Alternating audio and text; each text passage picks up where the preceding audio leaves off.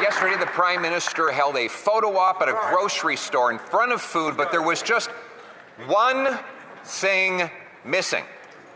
The price tags. He had ordered his PMO staff to literally show up early at the grocery store and remove the price tags. They're back up today. We went and checked, and they're really high. In fact, grocery prices are rising faster in Canada than in any other G7 country, twice as fast as in the States, twice as fast as when he took office. Mr. Speaker, the hidden costs that this Prime Minister imposes on inflation will not go away because he tries to take down the price tag. Why won't he take down the price? The Right Honourable Prime Minister.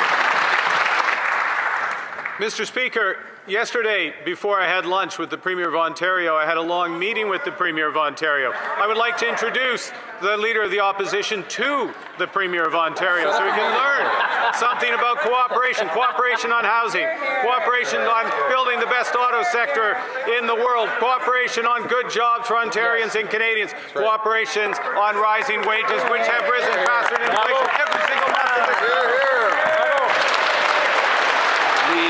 Leader of the Opposition. Mr. Speaker, if Canadians could eat the Prime Minister's photo op, there wouldn't be an empty stomach in the country.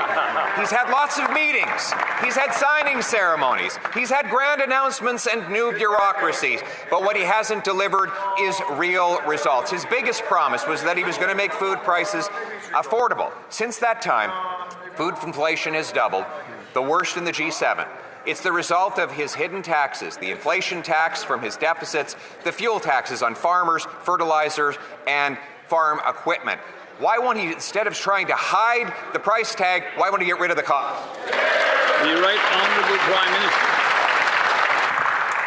Mr. Speaker, here's something we don't hide. Here's something we're proud of. Over 140,000 new jobs net created since the summer. More than the United States. Here's something else.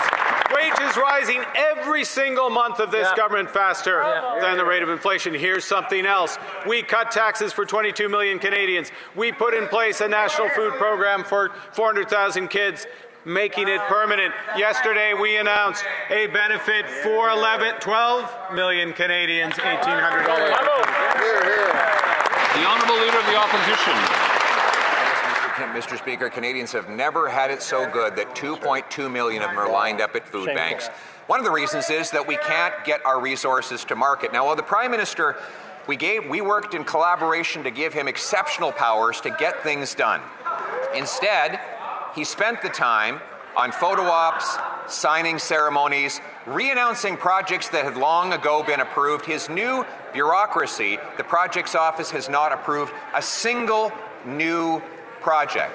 So why won't he get out of the way and accept our plan by passing the Canadian Sovereignty Act today? The Right Honourable Prime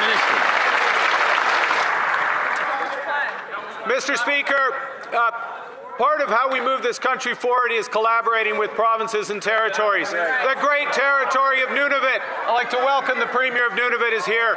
One thing we've done in 6 months is agree on Grace Bay Point, which is going to open up Arctic sovereignty, open up the future of this country, make Canada strong. I assume the Prime Minister meant that the Premier of Nunavut was in the area, not in the House.